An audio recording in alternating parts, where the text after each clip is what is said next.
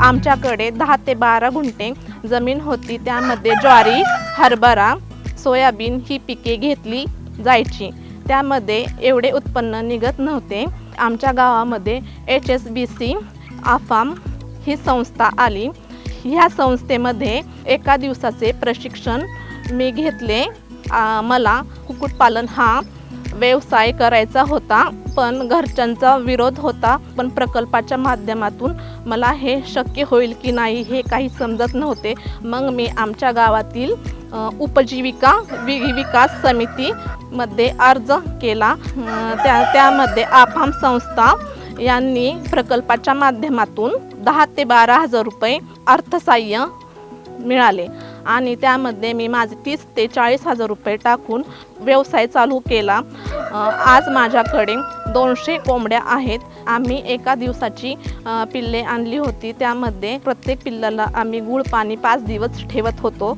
त्यामध्ये काही मर झाल्यावर त्या पाण्यामध्ये आम्ही लिक्झिन पावडर हे टाकायचो. जी पिल्ले कमकुवत होती ती पिल्ले साईडला काढून त्याला वेगळा डोस देत होतो आणि महिन्याची पिल्ले झाली की त्याला लिक्झिन पावडर आणि लिव्हर टॉनिक हे द्यायचो, कारण की पिल्लांना सर्दी ताप असला तरी हे त्याने कव्हर होत होते.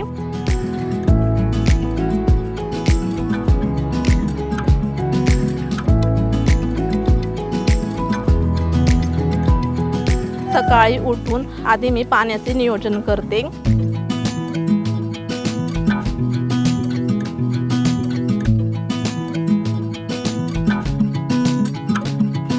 नंतर 10 ते 12 किलो खाद्य सगळ्या भांड्यात मी टाकते.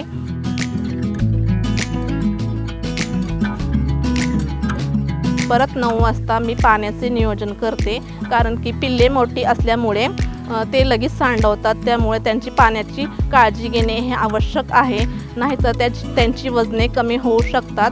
दिवसातून मला 30 ते 35 किलो खाद्य लागते. पिल्लांचे वजन वाढावं म्हणून संध्याकाळची लाईट ही बंद केलीच पाहिजे. असे रुटीन मी 3 महिन्यापर्यंत करते. माझ्याकडे कावेरी जातीच्या 200 कोंबड्या आहेत. त्या मी 3 महिन्यांनी हा लॉट काढते.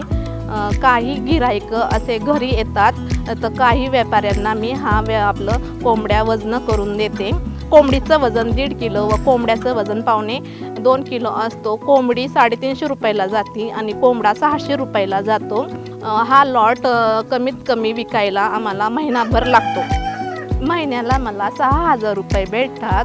एकदम 3 महिन्याच्या लॉटचे मला 20,000 रुपये भेटतात. मला उत्पन्न वाढू लागले, तसे घरच्यांचा विरोध हा नाहीसा झाला आणि जे घरचे माझ्यावर नाराज होते तेही आनंदी झाले. जो 3 महिन्याचा लॉट विकून मी पैसे मिळवते तो मी मुलाच्या शिक्षणासाठी खर्च करते आणि घर व्यवसायासाठीही थोडासा देते. त्यामुळे HSBC आणि आफाम संस्थेचे मी खूप खूप आभार मानत आहे. कुक्कुटपालन करताना पारंपरिक पद्धतीनं कुक्कुटपालन करायचे.